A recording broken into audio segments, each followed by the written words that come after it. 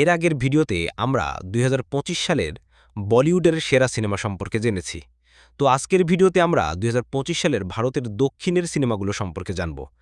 অনেকে সাউথ বা দক্ষিণের সিনেমা বলতে তামিল সিনেমাকেই বোঝে। আসলে সিনেমার দেশ ভারতের সিনেমার বাজার অনেক বড়। তাই প্রত্যেক ভাষারই আলাদা আলাদা ইন্ডাস্ট্রি রয়েছে। যেমন ভারতের অন্ধ্রপ্রদেশে রয়েছে তেলুগু ইন্ডাস্ট্রি।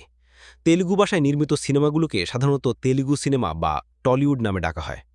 তেলুগুর জনপ্রিয় নায়ক হল আল্লু অর্জুন, প্রভাস, জুনিয়র এনটিআর, রামচরণ, মহেশবাবু। তেমনি তামিলনাড়ুতে রয়েছে তামিল ইন্ডাস্ট্রি, যেখানে নায়ক হল রজনীকান্ত, বিজয়, অজিত কুমার, ধানুষ, সুরিয়া, কমল হাসান। কেরালা রাজ্যে রয়েছে মালায়ালাম ইন্ডাস্ট্রি, যেখানকার নায়ক হল মোহনলাল, মামুট্টি, ফাহাদ ফাসিল, দুলকার সালমান, টভিনো থমাস। এছাড়া কর্ণাটকে রয়েছে কান্নার ইন্ডাস্ট্রি। এই ভাষায় তৈরি সিনেমাগুলোকে সাধারণত স্যান্ডেলউড নামেও ডাকা হয়। এখানকার নায়ক হল ইয়াশ, পুনিত রাজকুমার, সুদীপ, রক্ষিত শেঠি। তো আজকে আমরা ২০২৫-এর এই সব ইন্ডাস্ট্রির সেরা সিনেমাগুলো সম্পর্কে জানব। তো নাম্বার 10-এ রয়েছে অজিত কুমারের গুড ব্যাড আগলি সিনেমা। এটি একটি তামিল অ্যাকশন কমেডি সিনেমা, যা পরিচালনা করেছেন আধিক রবিচন্দন। এই সিনেমায় ভিলেন হিসেবে অভিনয় করেছেন অর্জুন দাস। সিনেমায় অজিত কুমার অভিনয় করেছেন একে নামক একটি চরিত্রে, যিনি রেড ড্রাগন নামে পরিচিত একজন প্রাক্তন গ্যাংস্টার। তিনি তার স্ত্রী রামাইয়ার অনুরোধে অপরাধ জগৎ থেকে সরে এসে পুলিশের কাছে আত্মসমর্পণ করেন। কারাভোগের পর তিনি তার পরিবারসহ নতুন জীবন শুরু করার পরিকল্পনা করেন। তবে তার ছেলে বিহান অপহরণ হলে একে ছেলেকে বাঁচাতে আবারও তার পুরনো রূপে ফিরে আসে, এবং কিভাবে তার ছেলেকে রক্ষা করে জানতে হলে এই সিনেমা দেখতে হবে। ২৭০ কোটি রুপি বাজেটের এই মুভির টোটাল ইনকাম ৩০০ কোটি রুপি। নাম্বার ৯ রয়েছে ২০১৯ সালের মালায়ালাম সিনেমা লুসিফারের সিকুয়েল লুসিফার 2। এটি একটি পলিটিক্যাল অ্যাকশন থ্রিলার সিনেমা। দক্ষিণের আরেক অভিনেতা সুকুমা পৃথ্বীরাজের পরিচালনায় এ সিনেমার প্রধান চরিত্রে অভিনয় করেছেন মোহনলাল। সিনেমাটি স্টিফেন নেদুমপল্লী ওরফে খুরেশি আব্রাহামের ক্ষমতার উত্থান এবং লুসিফার সিনেমার শেষে কেরালার রাজনীতি থেকে তার প্রস্থানের পরবর্তী ঘটনাবলী নিয়ে আবর্তিত। গল্পে ২০০২ সালের গুজরাট দাঙ্গার প্রেক্ষাপট অন্তর্ভুক্ত, যেখানে জায়েদের পরিবার নিহত হয়। বছর কয়েক পর কেরালার রাজনৈতিক অস্থিরতা, বৈশ্বিক গুপ্তচুরি এবং ব্যক্তিগত প্রতিশোধের কাহিনী একত্রিত হয়ে একটি জটিল ও উত্তেজনাপূর্ণ গল্প তৈরি করে। ১৮০ কোটি রুপি বাজেটের এই মুভির টোটাল ইনকাম ২৬৮ কোটি রুপি। নাম্বার ৮-এ রয়েছে সুরিয়ার রেট্রো সিনেমা। এটি একটি তামিল ভাষার রোমান্টিক অ্যাকশন থ্রিলার সিনেমা, যা পরিচালনা করেছেন কার্তিক সুব্বারাজ।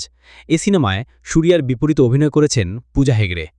এই সিনেমাটি সুরিয়ার ৪৪তম চলচ্চিত্র হিসেবে পরিচিত, এবং এটি তার ক্যারিয়ারের অন্যতম সফল সিনেমা।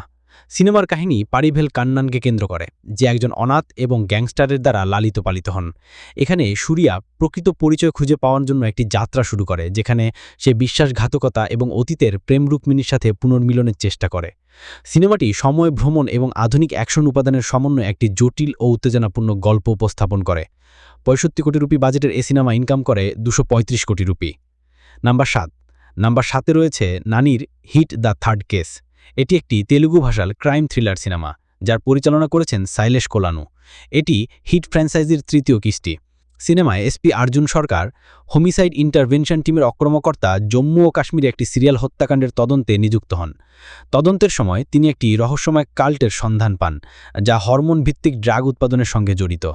এই কাল্টের মূল হোতা হিসেবে তারই সহকর্মী স্যামুয়েল জোসেফের নাম উঠে আসে। এছাড়া এ সিনেমায় ইন্টারেস্টিং দুটি ক্যামিও রয়েছে। মাত্র ৬৪ কোটি রুপি বাজেটের এই সিনেমার টোটাল ইনকাম ১২০ কোটি রুপি। নাম্বার ৬ রয়েছে তামিল এবং তেলুগু ভাষায় মুক্তি পাওয়া নবীন চন্দ্রের 11 সিনেমা। এটি একটি ক্রাইম থ্রিলার সিনেমা, যার পরিচালক লোকেশ আজলস। সিনেমায় দেখানো হয়েছে শহরে একের পর এক খুন হচ্ছে, যাদের বয়স ২৫ থেকে ৩০ বছর, এবং খুনের শেষে লাশগুলোকে পুড়িয়ে ফেলা হচ্ছে যাতে শনাক্ত করা না যায়। খুনি কোনো প্রমাণই রেখে যায় না, খুবই চতুরতার সাথে সব প্রমাণ নষ্ট করে দেয়।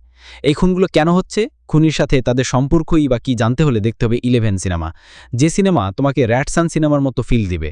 মুভির শেষ পর্যন্ত ধরতেই পারবে না কে আসল খুনি, আর শেষের টুইস্ট তোমায় চমকে দেবে। মাত্র ৪ কোটি রুপি বাজেটের এই সিনেমার ইনকাম ৭ কোটি রুপি। নাম্বার ৫-এ রয়েছে ড্র্যাগন সিনেমা। শুনতে মাইথোলজিক্যাল ড্রাগন মনে হলেও এটি একটি তামিল কমেডি ড্রামা সিনেমা, যা পরিচালনা করেছেন অশ্বথ মারিমুথু, এবং সিনেমার প্রধান চরিত্রে অভিনয় করেছেন প্রদীপ রঙ্গনাথন। সিনেমায় রাঘবন একজন মেধাবী ছাত্র প্রেমে ব্যর্থ হয়ে কলেজ ছেড়ে দিয়ে নিজের জীবনকে প্রমাণ করার জন্য প্রতারণার পথে পা বাড়ায়। সে একটি উচ্চ বেতনের চাকরি জালিয়াতির মাধ্যমে অর্জন করে, কিন্তু তার প্রতারণা ধরা পড়ে যাওয়ার আশঙ্কায় একটি বড় চ্যালেঞ্জ গ্রহণ করতে বাধ্য হয়। সিনেমাটি রাঘবনের আত্ম-অন্বেষণ, ভুল নির্ধারণের পরিণতি এবং আত্ম-উন্নতির যাত্রা তুলে ধরে। মাত্র ৩৭ কোটি রুপি বাজেটের এই সিনেমা গল্পের জোরে ইনকাম করে ১৫০ কোটি রুপি। নাম্বার 4-এ রয়েছে সংক্রান্তিকি বাস্তুনাম সিনেমা। এটি একটি তেলুগু ভাষার অ্যাকশন কমেডি সিনেমা, যা পরিচালনা করেছেন অনিল রাভিপুদ্দি। সিনেমায় ওয়াইডি রাজু একজন অবসরপ্রাপ্ত আইপিএস অফিসার, যিনি তার গ্রামের বাড়িতে স্ত্রী ও পরিবার নিয়ে শান্তিপূর্ণ জীবনযাপন করে।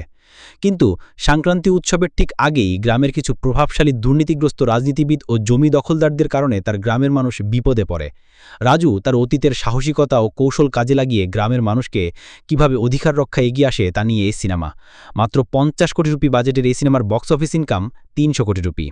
নাম্বার 3-এ রয়েছে দৃশ্যমখ্যাত অভিনেতা মোহনলালের থুডারাম সিনেমা।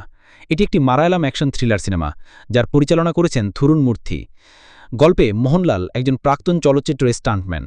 একটি দুর্ঘটনায় তার প্রিয় বন্ধু অনবুল মৃত্যুর পর তিনি চলচ্চিত্র জগৎ থেকে সরে এসে কেরালার রানী শহরে একটি শান্ত জীবন শুরু করে ড্রাইভিং পেশায়। তখন তার প্রিয় কালো অ্যাম্বাসেডর গাড়িটি তার জীবনের অবিচ্ছেদ্য অংশ হয়ে যায়। একদিন পুলিশ তার গাড়িতে গাঞ্জা পাওয়ার অভিযোগে গাড়িটি জব্দ করে।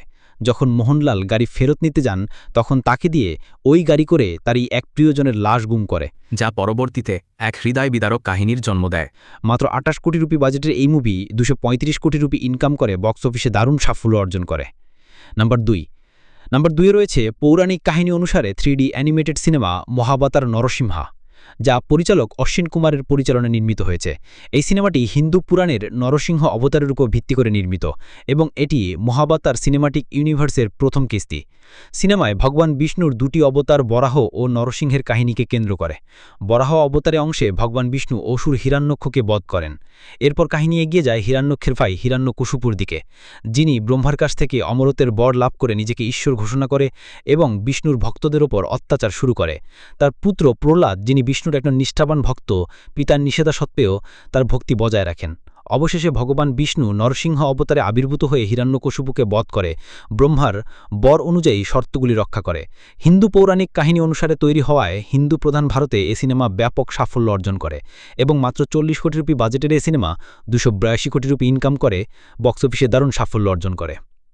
নাম্বার 1-এ রয়েছে বর্তমানে সিনেমা হলে চলতে থাকা রজনীকান্তের কুলি সিনেমা। এটি একটি তামিল অ্যাকশন থ্রিলার সিনেমা, যা পরিচালনা করেছেন লোকেশ কানাগারাজ। এই সিনেমায় রজনীকান্ত ছাড়া আরও অভিনয় করেছে নাগার্জুনা আক্কিনেনি, শ্রুতি হাসান, উপেন্দ্র, সত্যরাজ। সিনেমায় একজন প্রাক্তন কুলি ইউনিয়নের নেতাকে দেখানো হয়েছে, যে তার বন্ধুর রহস্যময় মৃত্যুর তদন্ত করতে গিয়ে একটি অপরাধ সংগঠনের মুখোমুখি হয় এবং এই অপরাধের সাম্রাজ্য কিভাবে ধ্বংস করে।